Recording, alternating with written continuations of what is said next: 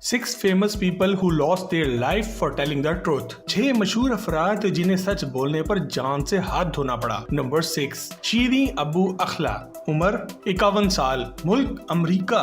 दोस्तों आज हम आपको 21वीं सदी के 7 ऐसे लोगों के बारे में बताने जा रहे हैं जिन्हें सच बोलने पर और हकीकत को मंजरियाम पर लाने पर मार दिया गया। हमारी इस लिस्ट पर 7वें नंबर पर एक अमेरिकी जर्नलिस्ट शीरीन अबू अखला आती हैं, जो अमेरिका की शहरी थी मगर इनकी पैदाइश फलस्तीन में हुई। बेशक के शीरीन एक क्रिश्चियन खानदान से ताल्लुक रखती थी मगर इनका बचपन फलस्तीन में गुजरा और इन्होंने फलस्तीनियों के साथ होने वाले मुजालिम को करीब से देखा था। इन्होंने उर्दन की एक यूनिवर्सिटी से इंफॉर्मेशन टेक्नोलॉजी की डिग्री हासिल की मगर इसमें अपना कैरियर बनाने की बजाय ये जर्नलिस्ट बन गई ताकि फलस्तीनियों के हक में आवाज बुलंद कर सकें। अल जजीरा चैनल को 1997 में इन्होंने ज्वाइन किया और इस वक्त तक ये अपनी वालिदा के खानदान के साथ अमेरिकी शहरियत भी हासिल कर चुकी थी। जब जब इसराइल ने फलस्तीन पर बमबारी की और लोगों को शहीद किया, शीरीन ने इन जंगज़दा खतरनाक इलाकों में जाकर रिपोर्टिंग की और अपनी जान की परवाह न करते हुए फलस्तीनियों के साथ होने वाली ज्यादती सारी दुनिया के सामने लेकर आई। शीरीन इस वजह से सबसे ज्यादा मशहूर थी कि वो इसराइली फोर्सेस की तरफ से शहीद किए जाने वाले लोगों के घर जाकर इनके घर वालों का इंटरव्यू करती थी। इन्होंने बहुत दफा सारी दुनिया के सामने ये साबित भी किया कि जिस आदमी को इसराइली फौज ने दहशतगर्द कह के मारा है वो दरअसल एक आम शहरी है।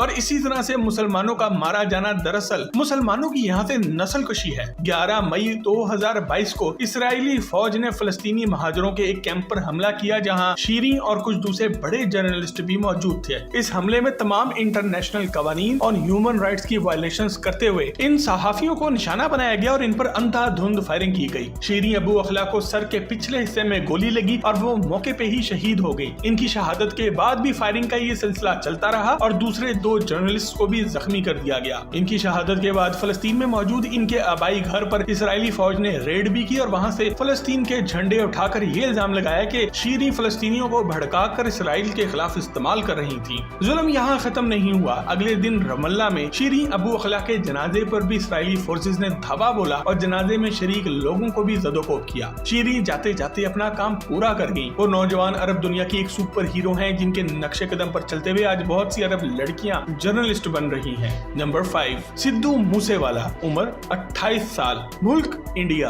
दोस्तों सिद्धू मूसेवाला आज की दुनिया का वो बाकमाल नौजवान था जिसने सच की खातिर स्टैंड लिया और अपने मकसद से पीछे न हटा और आखिरकार एक 2 टके के गैंगस्टर से दुश्मनी का बहाना बनाकर इसे गोली मार दी गई। शुभदीप सिंह सिद्धू उर्फ सिद्धू मूसेवाला भारतीय पंजाब के एक छोटे से गांव मूसा का रहने वाला था। जहां सारे बड़े फनकार पैसा कमाकर दूसरे ममालिक में शिफ्ट हो जाते हैं, वहीं सिद्धू ने अरबों रुपया कमाया और रहना अपने पिंड में ही पसंद किया। पिछले कुछ सालों में सिद्धू इतनी तेजी से ऊपर आया कि अब ये एक सिंगर नहीं रहा बल्कि एक कल्ट बन चुका था। क्योंकि ये बंदा दिल का साफ था, इसी वजह से दुनिया खासकर नौजवान नस्ल इसकी हर बात को सुनती भी थी और मानती भी थी। सिद्धू ने सियासत में भी एंट्री मार ली थी। अब ये खुलकर ये बात भी दुनिया के सामने कहने लग गया था कि खालिस्तान का मतलब है खास लोगों की यानी कि प्योर लोगों के रहने की जगह और आप लोग इन्हें दहशतगर्द क्यों कहते हैं। इसके बाद जिस तरह से प्लानिंग के साथ भारतीय सरकार ने इसकी सिक्योरिटी वापस ली और किस तरह इसे खुला मौत के मुंह में झोंक दिया वो सारी दुनिया के सामने है। सबसे अफसोस की बात यह है कि सिद्धू अपने माँ बाप की अकलौती औलाद था। सिद्धू के जाने के बाद भी सिद्धू की जंग खत्म नहीं हुई बल्कि और ज्यादा तेज हो गई है। इसका पहला सबूत सिद्धू के जाने के बाद इसके YouTube चैनल पर रिलीज होने वाला गाना SYL है, जिसमें सिद्धू ने सतलुज यमुना लिंक कैनाल के खिलाफ बात की है जिसके जरिए भारतीय सरकार ने पानी की तकसीम में नाइंसाफी की है। सिद्धू के जाने के बाद भी भारतीय सरकार इस कदर इससे खौफजदा है कि इन्होंने YouTube को कहकर ये गाना भारत में बैन करा दिया है। दोस्तों अगर आप सिद्धू की जिंदगी के बारे में एक मुकम्मल फैक्ट से भरपूर वीडियो देखना चाहते हैं तो उसका लिंक आपको आज के वीडियो के आखिर में मिल जाएगा। नंबर 4,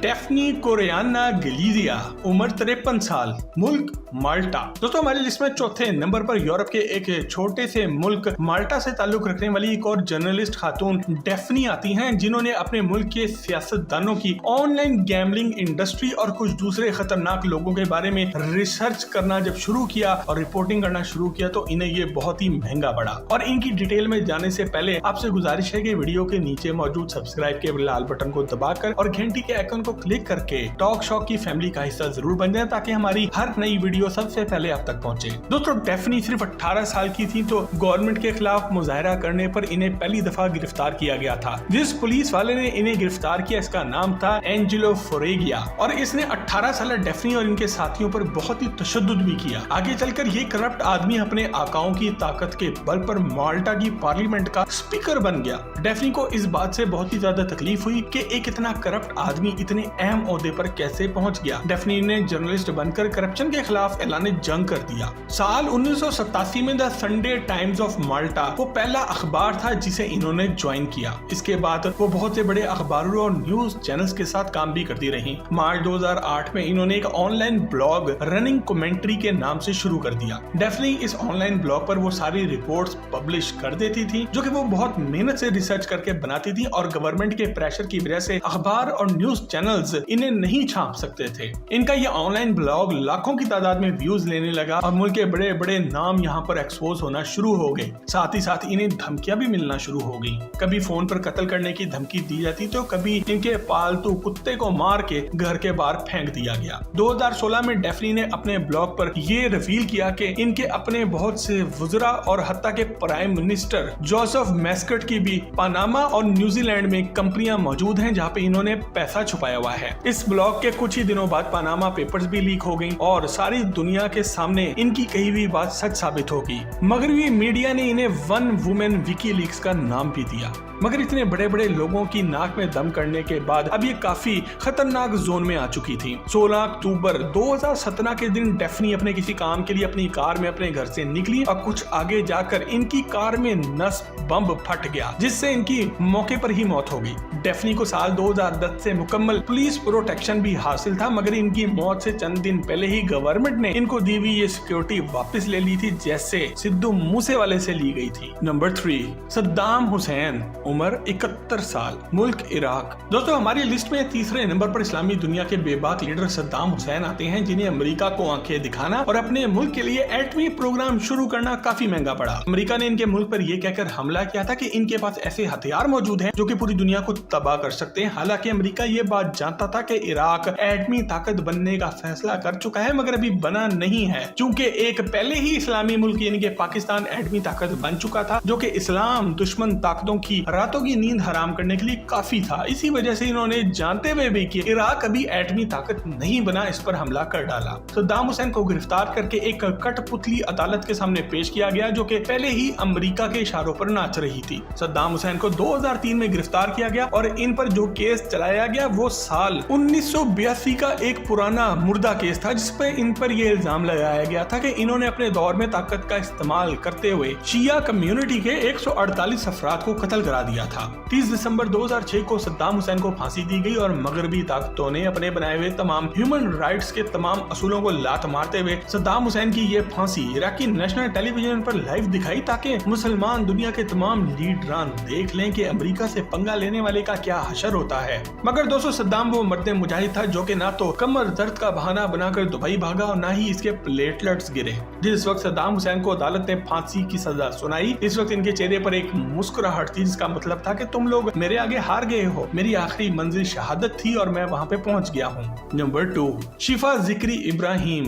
उम्र 31 साल, मुल्क इराक। दोस्तों हमारी लिस्ट पर दूसरे नंबर पर एक ईरानी लड़की आती है जिसकी बहादुरी इसकी मौत की वजह बन गई। शिफा जिक्री एक ईरानी जर्नलिस्ट थी जो कि अपने मासूमाना चेहरे और अपनी बहादुरी की वजह से काफी मशहूर थी क्योंकि ये जमीनी हकाइक की हकीकत सामने लाने के लिए मैदान जंग में उतरने से भी नहीं घबराती थी। इनकी पैदाइश ईरान की थी मगर इन्होंने जिंदगी का एक बड़ा हिस्सा इराक में गुजारा। इराक में ही मौजूद सलाहुद्दीन यूनिवर्सिटी से इन्होंने जर्नलिज्म के मज़ामीन में डिग्री हासिल की और एक न्यूज चैनल के लिए रिपोर्टिंग करने से अपने कैरियर का आगाज किया। क्योंकि शिफा को कुर्द जुबान भी आती थी इसी वजह से इन्होंने इराकी कुर्द रिपोर्टर के तौर पर ज्यादा काम किया और न्यूज चैनल पर हमेशा ही मैदान जंग में पाई जाती थी। जब दाइश वालों ने इराक पर अपनी गिरफ्त मजबूत करना शुरू की तो इस वक्त ज्यादातर दुनिया का मीडिया वहाँ से भाग निकला। शिफा और इनकी टीम ने वहीं पर मैदान जंग में रुककर रिपोर्टिंग की कोशिश की और ये वो लोग थे जिन्होंने दाइश के लोगों को करीब से देखा और बाकी दुनिया को ये बताया कि इन लोगों का इस्लाम से कोई लेना देना है ही नहीं, ये बस इराक का तेल निकाल कर ब्लैक मार्केट में बेचने आए हैं। ये हकीकत सामने लाने के बाद शिफा दाइश वालों के निशाने पर आ गई थी और अब इन्होंने भी इराक से निकलने का प्रोग्राम बना लिया था। इराकी शहर मोसुल से गुजरते हुए इनके काफिले पर फायरिंग शुरू होगी जिससे बुखलाकर इनकी गाड़ी सड़क किनारे लगे बम की जद में आ गई। शिफा और एक और जर्नलिस्ट की मौके पे ही मौत हो गई और इनके टीम के 8 अफराद जख्मी भी हुए।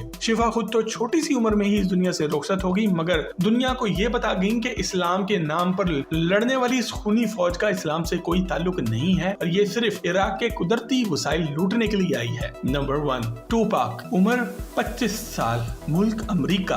दोस्तों, तारीख में सच पर से पर्दा उठाने की वजह से बहुत से लोगों को अपनी जान से हाथ धोना पड़ा है। इनमें से कुछ लोगों को तो दुनिया ने अपनी आंखों पे बिठाया, जबकि बहुत से महान लोगों को भुला भी दिया। मगर जदीद दुनिया में, खासकर खुद प्रधान अमेरिका में, मरने के बाद जो मुकाम स्याह फाम आर्टिस्ट टूपाक को मिला, इसकी मिसाल नहीं मिलती। दोस्तों, टूपाक पैदा एक क्रिश्चियन घराने में हुआ था और इसका मुकम्मल नाम लेस्बियन पैरिश क्रुक्स था, मगर बाद में इसने मुसलमान होकर अपना नाम टूपाक एमरो शकूर रख लिया था। इस बंदे के टैलेंट का ये आलम था कि सिर्फ 25 साल की उम्र में मारा भी गया और आज भी दुनिया भर के रैपर्स और दूसरे आर्टिस्ट इसे अपना गुरु मानते हैं। टूपाक ने साल 1989 में अपना कैरियर MC न्यूयॉर्क के नाम से शुरू किया था और अपने जबरदस्त शेर और शायरी की वजह से बहुत जल्द ही लोगों के दिलों में घर कर गया। ये वो वक्त था जब अमेरिका में कालों के हकूक की बात चल निकली थी, मगर ज्यादातर गोरे अफराद इन्हें अपना गुलाम ही मानते थे। टूपाक ने जब मशहूर होकर हॉलीवुड में कदम रखा तो इस पर यह हकीकत खुली कि पूरे हॉलीवुड पर इल्यूमिनाती नामी खुफिया तंजीम हुकूमत कर रही है और ये एक शैतानी तंजीम है। ये लोग सिर्फ अपने मानने वालों को ही आगे लेकर आते हैं और इनसे तरह तरह के फायदे उठाते हैं। ये लोग इतने ज्यादा पावरफुल हैं कि अमेरिकी गवर्नमेंट इनके घर की एक नौकर से ज्यादा अहमियत नहीं रखती। टूपाक ने इनके खिलाफ आवाज बुलंद करना शुरू की और दूसरी तरफ इस पर तरह तरह के केसेस खुलना भी शुरू हो गए। इस पर बहुत सी बार हमला भी हुआ, मगर ये बच गया। आखिरकार 7 सितंबर 1986 को टूपाक जब माइक टायसन का एक बॉक्सिंग मैच देखकर वापस आ रहा था तो इसकी गाड़ी पर फायरिंग की गई,